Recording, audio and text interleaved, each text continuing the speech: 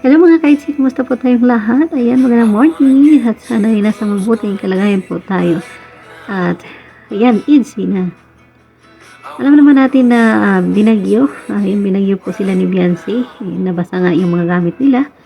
And then hindi po sila nakalikas kasi medyo humupa na rin ang ulan at medyo hangin-hangin na lang, hindi naman po tumaas yung dagat. Kaya nandun lang po sila sa bahay nila.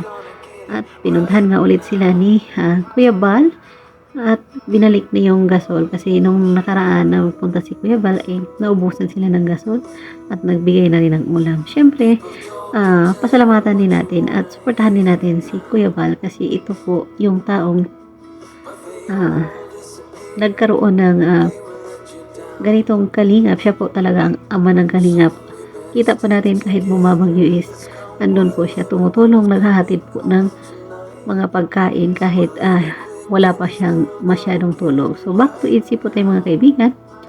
Mga ka-Idsi, ayan.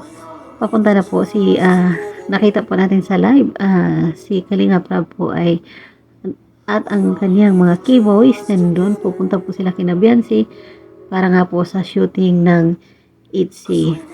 Abangan po natin kung ano po ang mga pakilig ni Kalingap Ido at sa kanilang anniversary. So, malapit-lapit na, wag po tayong mainip. Antabayanan po natin lahat ng mga upload ni Kalinga Prab. At syempre, dahil supportahan po natin si Kuya Bal Santos Matubang at sa lahat-lahat na ng mga charity vloggers na talaga namang sumusulong at naghahatid ng suporta, lalong-lalo na po sa panahon ng bagyo. So, yan muna for now. Thank you so much for watching. God bless us all. Bye!